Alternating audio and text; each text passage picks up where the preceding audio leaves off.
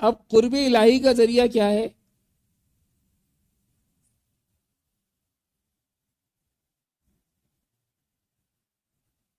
हम्म, नफली इबादत ना। अगर आपको कुर्ब इलाही हासिल करना है तो उसके लिए आप क्या करेंगे? नफली इबादत करेंगे। उसमें नफली सबसे पहले नमाजें आ जाती हैं, है ना, नफली सदक़ात आ जाते हैं, जितनी नफली इबादत हैं वो क्या है? कुर्ब इलाही का जरिया है। अब आप सारे काम जो हैं, तिलावत कुरान पाक, नफली नमाजें, है ना, सदक़ात, खैरात, सारी चीजें सब यहां कर सकते हैं या नहीं कर सकते?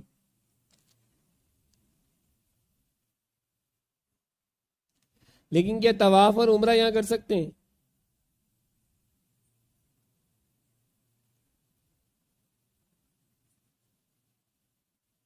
नहीं कर सकते ना। उसके लिए आपको बैतुल्ला जाना जरूरी है या नहीं है? तो अब अगर किसी खुशनसीब का बुलावा आ गया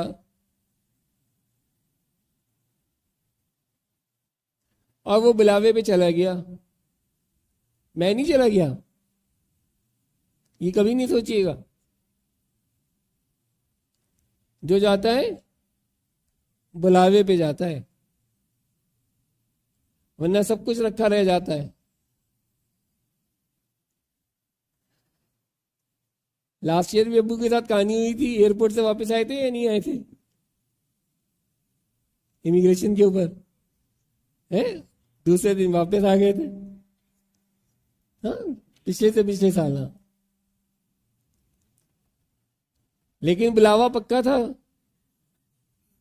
पहुंच गए। एयरपोर्ट से वहीं से उन्होंने फोन किया कि हजरत ये हो गया है। ने कोई बात नहीं।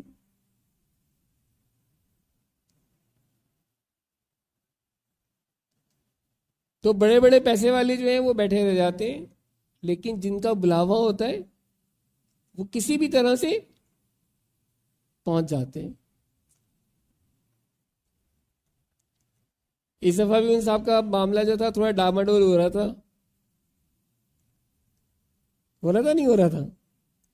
मुझे शक हुआ, मैंने कहा यार मामला लग रहा है कुछ डामाडोल हो रहा है। मैंने फोन किया, फोन करके मैंने सख्ती से बोला, मैंने कहा वीजा आ गया है, शराफत से कल बैठ के आ जाओ। मंगल की बात थी, बुध की फ्लाइट करके आ गया। बुध की फ्लाइट की, एमिरेट्स की फ्लाइट पे टोटल पता है कितने आदमी बैठ के आए? 18। सारी फ्लाइट खाली है। हाँ, वो डर के मारे नहीं है कि दुबई एयरपोर्ट कौन जाएगा, हालात इतने खराब हैं। इनसे हमने कहा आ जाओ भाई, कोई मसला नहीं है। आ गए अल्हम्दुलिल्लाह। तो सारी बात क्या होती है? आपके यकीन की और आपकी शौक की, आपके लगन की। अगर आपको शौक है, आपको लगन है कि मुझे जाना है, तो बुलावा यकीनी होता है, फिर आदमी किसी भी तरह करके पहुंच जाता है। लेकिन अगर आपके अंदर लगन ही ना हो, जस्तुजी ना हो, शौक ही ना हो, तो फिर आदमी बहाने ढूंढता है कि यार हालात ख़राब हैं, दुबई एयरपोर्ट पे ये हो रहा है, कतर पे ये हो रहा है, फला जगह ये हो रहा है, खुद रियाज में ये हो रहा है, फला जगह ये हो रहा है, दिमागी जगह ये हो रहा है। लेकिन सारी दुनिया पहुंची हुई थी, यानी इतनी दुनिया पहुंची हुई थी कि मुझे जाते हुए एक अरसा हो गया अल्हम्दुलिल्लाह। लेकिन मैंने हज के अलावा रमज़ान में, वो भी पहले अशरे में के एंड में, कभी भी इतना रश नहीं देखा जितना रश इस साल देखा है।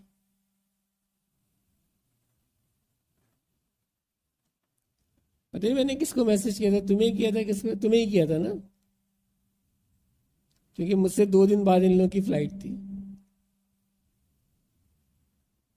मतलब मुताफ में उतरा हूं तो मुझे ऐसा लग रहा था कि मैं 7 जिलहज्जा को तवाफ कर रहा हूं, इतना रश, जबकि फजर के बाद का टाइम था। और जब सही करने आया हूं तो मैं नहीं चल रहा था, लोग चला रहे थे। कहां पे? सही में। और वो भी कौन से फ्लोर पे? 5th फ्लोर पे। इतनी आवाम थी। हमें ही सोचा था आवाम आई कहां से। फिर 2-4 लोगों से डिस्कशन हुई तो उन्होंने कहा कि इन्होंने यूईसी वीज़ा जो है वो ऑनलाइन फ्री कर दिया है, ऑनलाइन कर दिया है। तो वहाँ से बहुत से लोग जो हैं वो आए हुए, और मेरे जानने वाले में से काफ़ी लोग पहुँचे हुए थे। और 2-4-6 दिन के छुट्टी के कर कर आके अरेंज करके काफ़ी सारे पाकिस्तानी भी पहुँच गए थे वहाँ पे। मोस्टली पाकिस्तानी पहुँचे हुए थे, इंडियंस थे, बांग्लादेशी थे, सारे पहुँचे हुए थे। वहाँ से तो बाई रोड भी आ सकते हैं।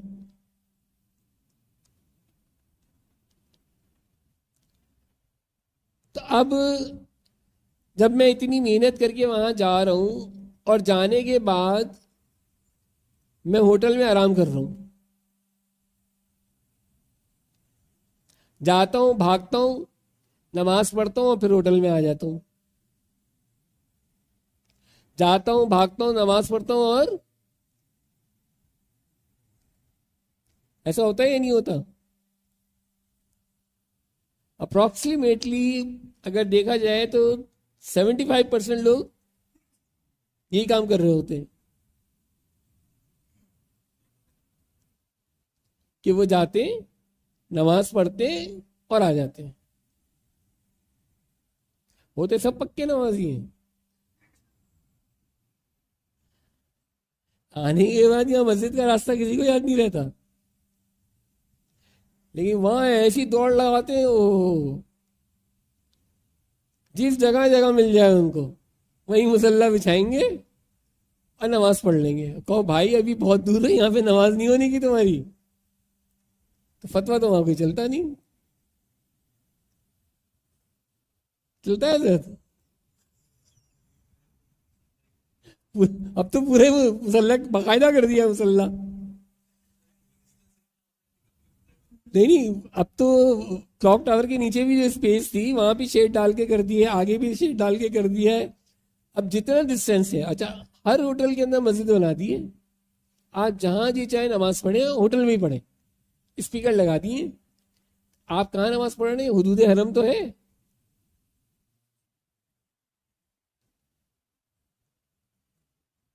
अब हम क्या करें भाई? है फतवा इमाम आजम अबू हनीफा का ये है कि अगर आपकी और दूसरे की सफ में एक बैलगाड़ी गुजर जाए तो आप, क्या होता है, उस सबसे खारिज हो जाते हैं, आपकी नमाज नहीं होगी।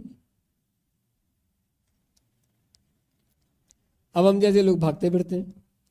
अच्छा भाग के कहीं जगह भी मिल जाए तो एक मुश्किल और हो गई है कि दाएं देखो तो खातून, बाएं देखो तो खातून, आगे देखो तो खातून, पीछे देखो तो खातून। हर आदमी अपनी औरत के साथ खड़े होकर नमाज पढ़ रहा होता है।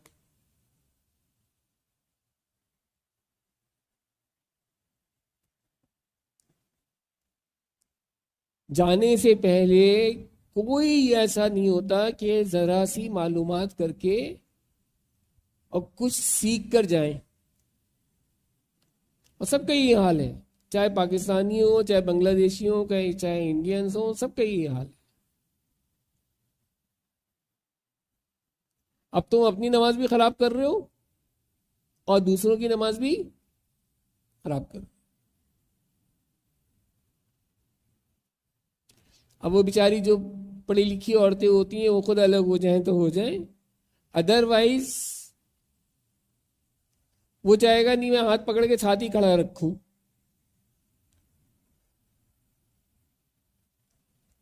अब यही काम हरम के अंदर भी हो रहा होता है, तो वो तो फ़र्ज़ नमाज के अंदर तो वो अलग कर देते हैं, लेकिन उसके बाद अगर आप तवाफ़ कर रहे हैं, उम्रा कर रहे हैं, उम्रे के बाद जो है अगर आप मकाम इब्राहिम के लिए नमाज़ पढ़ना चाहें तो आप नफिल अदा नहीं कर सकते।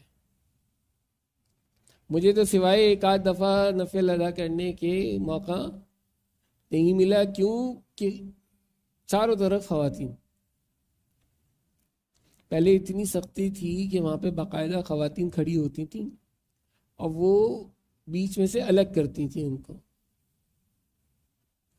निसा निसा निसा निसा निसा करके, कि औरतें अलग हों मर्द अलग हों। अब जाके किसी श्रोते से अगर बोलो भी कि भाई ये हराम है, इसको अलग करो, वो शक्ल देखता है, कहते हैं आप सही कह रहे हैं, बस खत्म, बोलता कुछ नहीं है।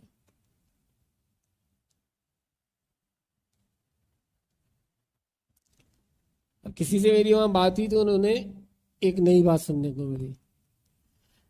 कहने लगे कि फर्ज नमाज जो है उसमें अलग होना जरूरी है, नवाफिल के अंदर साथ पढ़ सकते हैं।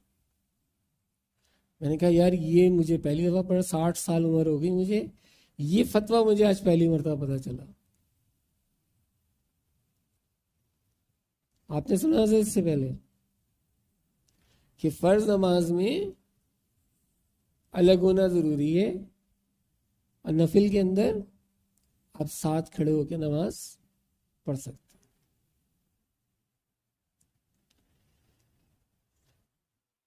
हैं। भाई फासला तो होता है, लेकिन मकाम इब्राहिम के पास अगर अपनी बेगम के साथ खड़े हो, तुम्हारी तो बेगम है ना। अब तुम्हारे पीछे अगर मैं खड़ा हुआ तो मेरी तो बेगम नहीं है, ना मेरी बहन है, ना मेरी बेटी है, मैं क्या करूं? मेरी नमाज तो नहीं होगी ना औरत के पीछे। अब अगर मेरे दाएं और बाएं भी औरत खड़ी हुई है तब भी मैं नमाज नहीं पढ़ सकता, कहाँ जाऊं?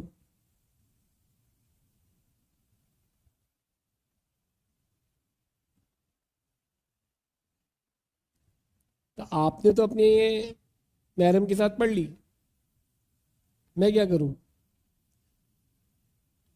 अब मेरी तो महरम भी औरत और तो मर्दों के साथ नमाज पढ़ने के लिए तैयार नहीं है, क्योंकि उसको पता है शरीर लिहाज से कि यह नमाज मेरी होगी ही नहीं।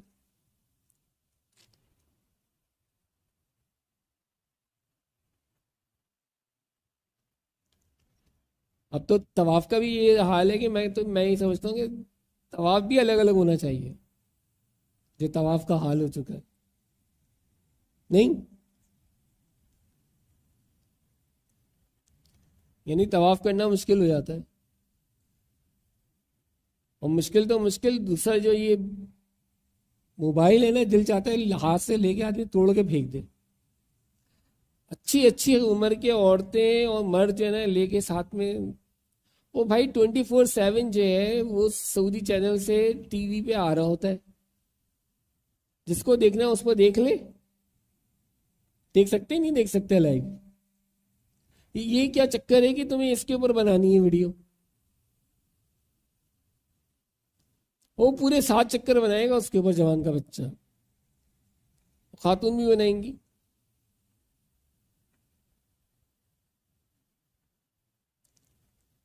फिर एहराम की हालत में है, और जिसका जहां मौका मिला वो भाग के खाने काबा के दीवार से, होता ही नहीं होता। और जवान के बच्चे का पूरा तवाफ गया। कौन बताए वहां पे, कौन समझाए कि भाई आप अपना दोनों शोल्डर का रुख जो है वो बैतुल्ला की तरफ नहीं कर सकते, सिर्फ आपकी लेफ्ट साइड जो है वो बैतुल्ला की तरफ रहेगी, ना कि आप जाके दीवार से चिपक के रोना शुरू कर दें। एटलीस्ट बैतुल्ला को देखना भी जरूरी नहीं है।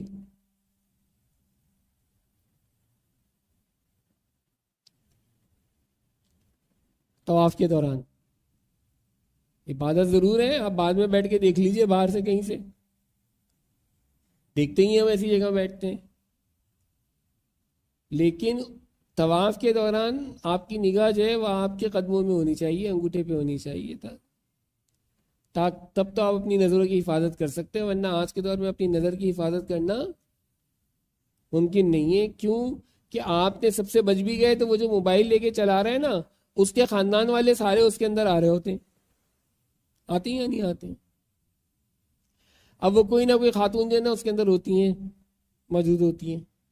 अब आदमी की नज़र पड़ी जाती है, यार जोर से आवाज़ आ रही है, कौन है ये।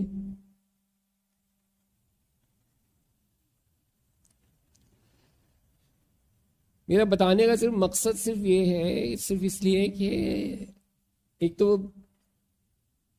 आप लोगों को भी पता हो, दूसरा जो लोग सुने आगे जब वो जाएं तो वो भी इस चीज़ का ख्याल रखें